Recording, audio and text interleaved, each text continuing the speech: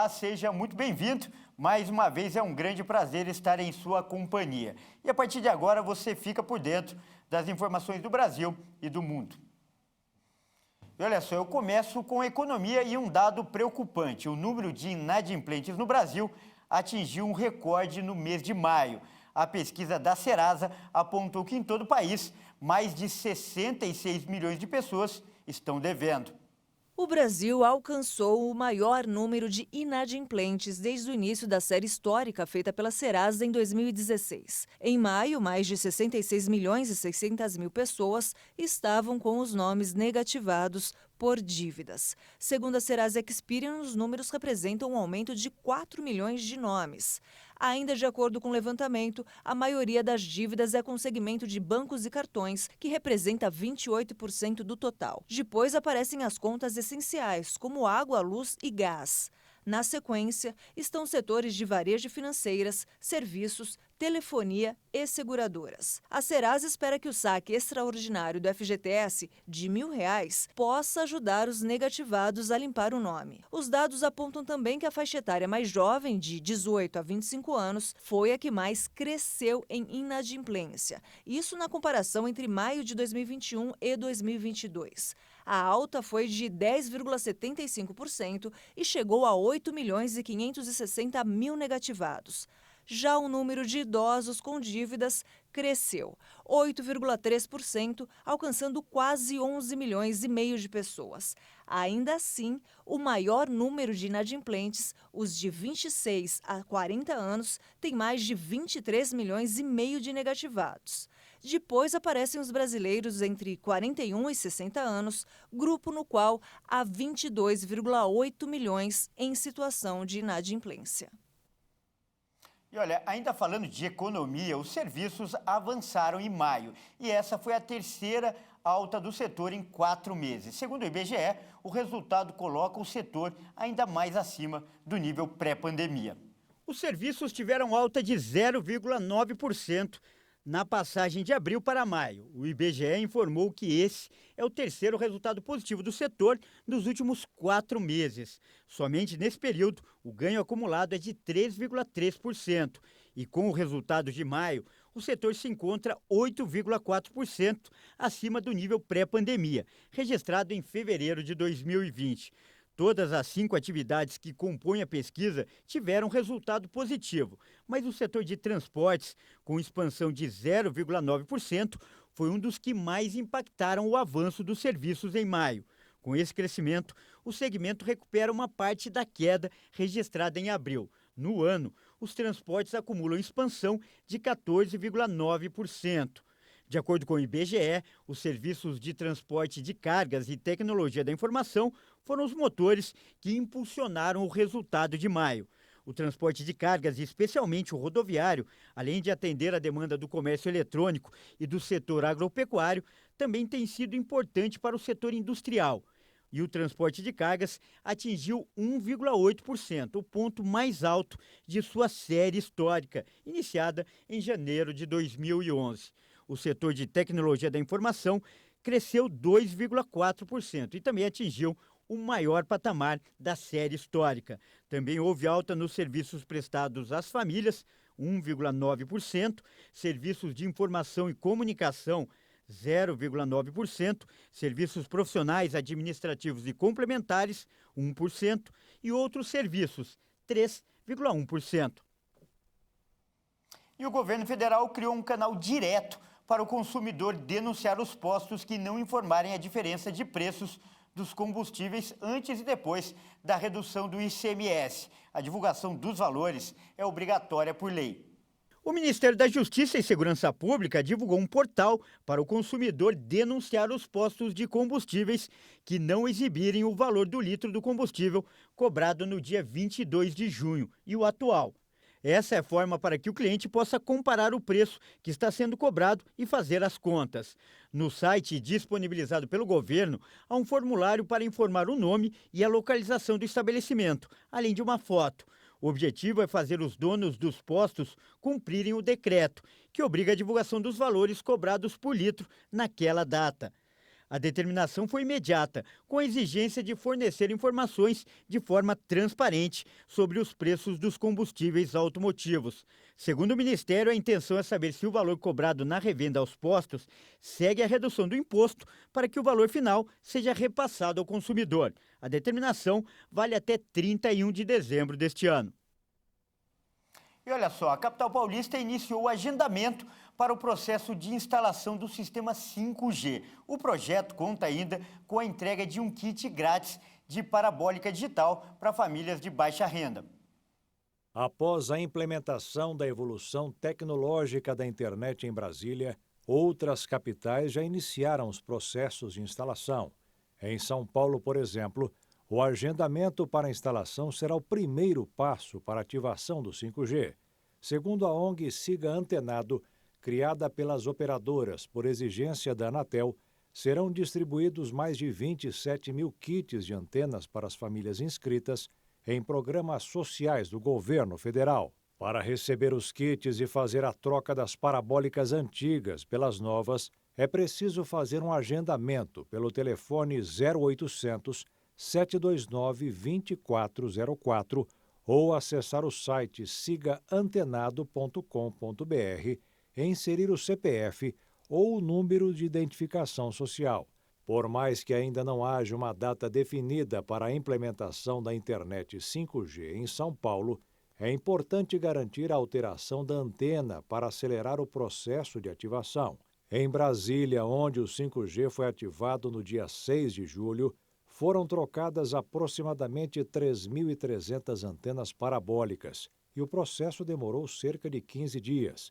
Em São Paulo, serão cerca de 125 mil antenas.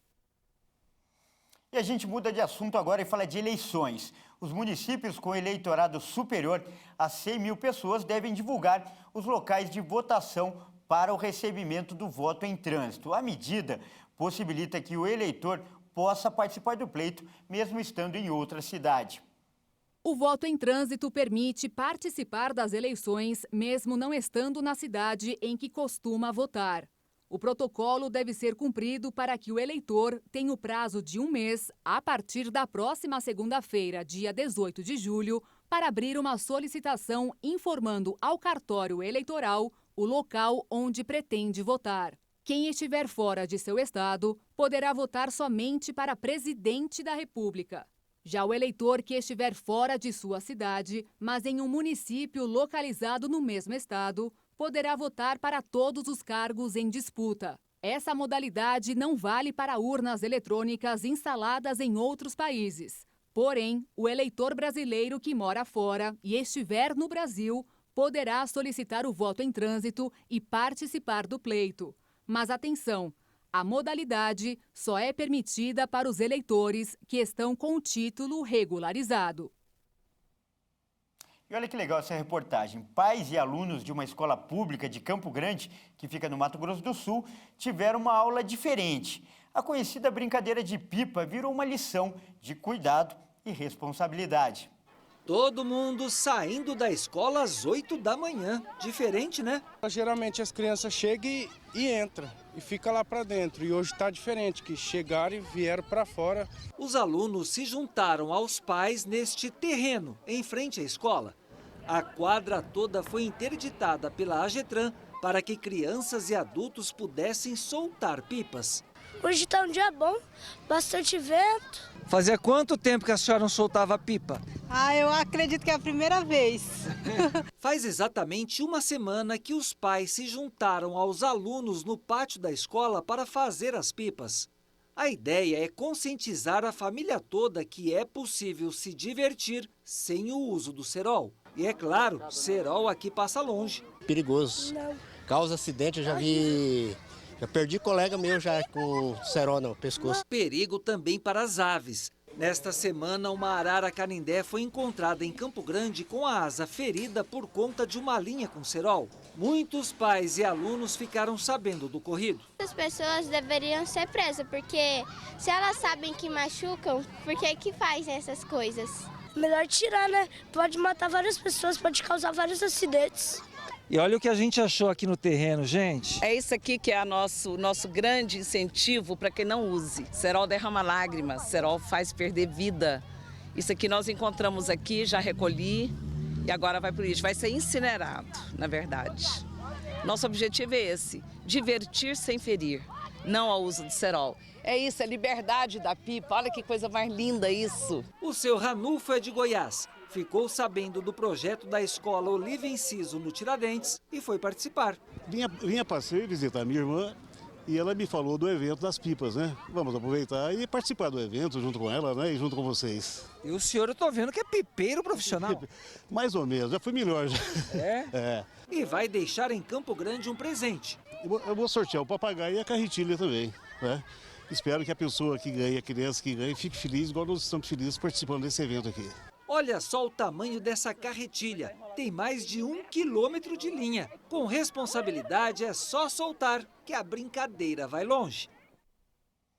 E olha só, um relatório de uma agência francesa apontou que produtos embutidos com grandes quantidades de nitrato podem aumentar o risco de câncer. Os alimentos embutidos fazem parte dos hábitos alimentares de 94% da população francesa. Mas os queridinhos da mesa entraram na mira das autoridades de saúde do país. Um relatório publicado da Agência Nacional de Segurança Sanitária alertou os perigos da adição do nitrato nos alimentos, relacionando seu consumo ao risco de câncer coloretal. Os dados mostraram que quanto maior a exposição a esses compostos, maior o risco de câncer na população. O grande problema é o uso da substância como aditivo alimentar, que acontece especialmente nos embutidos e carnes processadas. Desta forma, é recomendado que o consumo desses produtos não ultrapasse os 150 gramas semanais. De acordo com os realizadores da pesquisa, a grande maioria dos franceses não ultrapassa as recomendações de doses diárias desses produtos. Porém, quanto menor o consumo de nitritos e nitratos, melhor para o bem-estar da população, que chega a consumir individualmente pelo menos 30 quilos desses alimentos por ano. Muitas vezes, a adição dessas substâncias nos alimentos tem como objetivo principal limitar o desenvolvimento de bactérias que causam doenças, como a salmonela e a listeria. Por esse fato, as grandes indústrias alimentícias francesas também estão sendo instruídas a diminuir níveis de nitrato em seus produtos. E olha só, os pesquisadores da Universidade Estadual de Campinas estão realizando estudos que podem ajudar no desenvolvimento de novos antibióticos. Acompanhe na reportagem. Para atingir os resultados esperados, os pesquisadores utilizaram um método chamado de transferência de energia luminescente. O processo abrevia as etapas mais convencionais de descoberta de fármacos e acelera a busca por novos compostos de ação antibiótica. Um antibiótico, para ser efetivo, precisa vencer inúmeros obstáculos. O primeiro deles é atravessar as membranas externas da bactéria e entrar na célula. Depois, é preciso permanecer no interior do micro-organismo, driblando as bombas de proteínas que forçam a saída de agentes antimicrobianos e também as enzimas modificadoras de antibióticos. Atualmente, as duas principais estratégias para identificar e desenvolver novos antimicrobianos são os ensaios bioquímicos e os ensaios celulares. No entanto, as duas opções apresentam problemas e, por isso, os cientistas testaram o método de transferência de energia luminescente. Essa nova alternativa permite que os pesquisadores possam avaliar a interação de uma proteína-alvo com um candidato a fármaco na célula bacteriana viva. A novidade abriu um novo horizonte de pesquisa em química medicinal, permitindo o estudo, sobretudo, no chamado ensaio de engajamento, que avalia o comportamento de pequenas moléculas na célula. Embora todos esses resultados sejam promissores, a técnica tem algumas limitações. É preciso que ligantes da proteína-alvo com mecanismos de ação conhecido estejam disponíveis.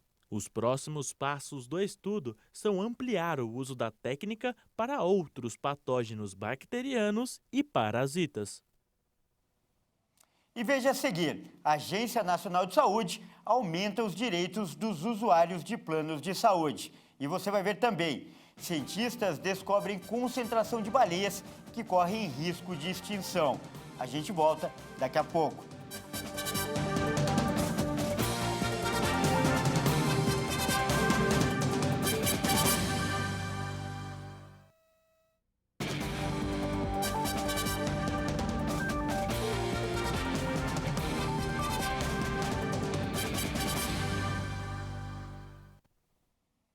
Olá, nós estamos de volta e mais uma vez é um prazer estar em sua companhia. E a gente fala agora de saúde.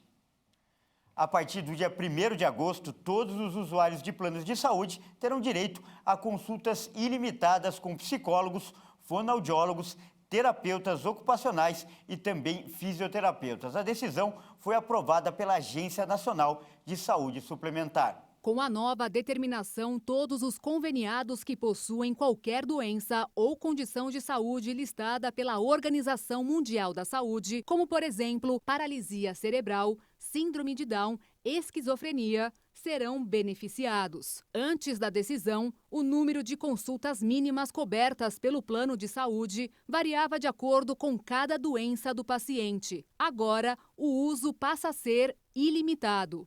Para realizar uma consulta com um psicólogo, fonoaudiólogo, terapeuta ocupacional e fisioterapeuta, basta apenas que as sessões de terapia sejam prescritas pelo médico que acompanha o paciente. Segundo dados de um levantamento recente, quase 50 milhões de brasileiros possuem convênio médico ativo. No mês passado, uma norma que incluía pessoas com transtornos globais do desenvolvimento, como o autismo, na cobertura de planos de saúde, já havia sido aprovado pela ANS. Em nota, a Associação Brasileira de Planos de Saúde disse entender a iniciativa da associação, mas ressaltou a importância de respeitar a avaliação de tecnologia em saúde, que traz as normas básicas para analisar os procedimentos que devem ser incluídos na cobertura da saúde pública e suplementar. E a Organização Mundial de Saúde alertou que o aumento das infecções por Covid-19 mostra que a pandemia está longe do fim. A pandemia de coronavírus está longe de terminar. A afirmação foi feita pelo diretor da Organização Mundial da Saúde. O vírus corre livre e os países não estão gerindo de forma eficaz o fardo da doença da melhor forma possível, tanto em termos de hospitalização de casos agudos, como no número crescente de pessoas com a condição pós-Covid-19, muitas vezes chamada de Covid longa. Tedros indicou que, à medida que as hospitalizações e a transmissão aumentam, os governos devem implementar medidas como o uso de máscara, melhor ventilação e protocolos de detecção e tratamento. Estou preocupado que os casos de Covid-19 continuem aumentando, o que coloca maior pressão sobre os sistemas de saúde e os trabalhadores, que estão no limite. Também estou preocupado com a tendência de aumento de mortes. O Comitê de Emergência sobre a Covid-19 se reuniu na sexta-feira da semana passada e concluiu que o vírus continua sendo uma emergência de saúde pública de interesse internacional. O Comitê de Emergência denunciou a diminuição dos testes de detecção e sequenciamento genético, o que torna cada vez mais difícil avaliar o impacto das variantes do vírus, e destacou a atual vigilância inadequada da pandemia. E os chineses ganharam, em média, 2 anos na expectativa de vida. Isso porque a poluição do ar caiu 40% entre 2013 e 2020, segundo um novo estudo.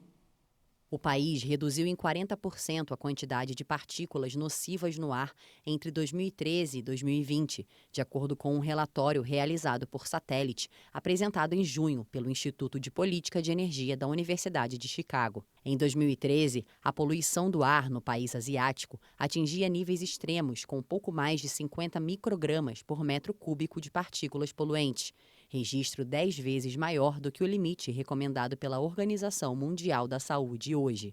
A diretoria dos programas de qualidade do ar, do EPIC, chamou o evento naquela época como um apocalipse do ar, que conscientizou as pessoas sobre o nível extremo de poluição.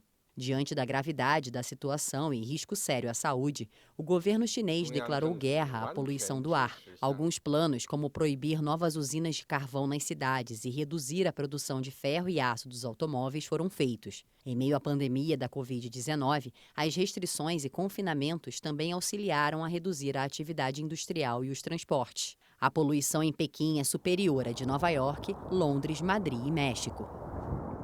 E olha só, a justiça norte-americana autorizou o resgate de 4.000 cães da raça Beagle. Eles estavam em um local de reprodução na Virgínia. Os cães vão ser levados para sociedades humanitárias nos Estados Unidos, onde poderão ser adotados.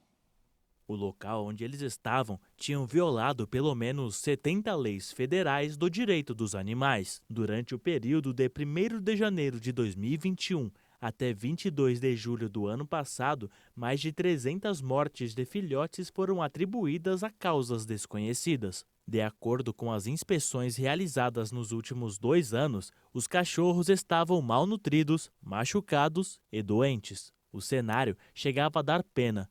Em uma das inspeções, uma fêmea foi encontrada totalmente desidratada com a pata presa em uma parte solta do chão. Além disso, 9 cães estavam machucados e foram abandonados ao invés de receberem cuidados médicos. De acordo com a apuração, no período, outros 196 Beagles foram sacrificados sem receber anestesia antes do procedimento. Agora, as autoridades têm até 2 meses para encontrar um lar para os cachorros. O local foi fechado e um juiz federal aprovou um plano para a transferência dos animais. Agora, eles estão sob os cuidados de uma ONG que realizará o processo de esterilização, castração e vacinação nos animais para que eles consigam um novo lar. E cientistas encontraram a maior concentração de baleias-fim já documentada. A descoberta indica um sucesso no trabalho de preservação da espécie. 6 semanas após iniciar uma expedição ao nordeste da Península Antártica, os cientistas foram surpreendidos com uma imagem espetacular. O oceano borbulhava com 150 baleias-fim, mergulhando e saltando na superfície da água. Essa foi uma das maiores descobertas em relação aos mamíferos marinhos dos últimos anos para os ecologistas da Universidade de Hamburgo, presentes na viagem. As espécies marinhas estão sofrendo com as extinções em ritmo desenfreado por ações de humanos. Caso o aquecimento global provocado pelas emissões de gases de efeito estufa permaneça até 2030, podemos ter uma extinção em massa de espécies marinhas. Mas a volta das baleias ao local da descoberta leva a crer que, se implementarmos uma gestão de conservação e políticas de conservação, existem chances dessas espécies serem preservadas. A cena vista nas águas em torno da Antártida foi muito diferente por boa parte do século passado, quando caçadores comerciais de baleias invadiram as áreas e mataram aproximadamente 725.000 baleias-fim. Com o passar dos anos e as políticas para acabar com a caça ilegal, foi notado o aumento desses animais. Pesquisas mostraram que a recuperação das baleias é positiva não apenas para os animais, mas também para o ecossistema inteiro, já que elas se alimentam de krill, um pequeno crustáceo semelhante ao camarão, e soltam o ferro presente nesses crustáceos de volta para a água. O processo pode aumentar a presença de organismos microscópicos que usam dióxido de carbono para fazer fotossíntese e estão à base da cadeia alimentar marinha. Bom, e essa edição fica por aqui. Eu agradeço por sua companhia e convido a continuar ligado em nossa programação. Até mais!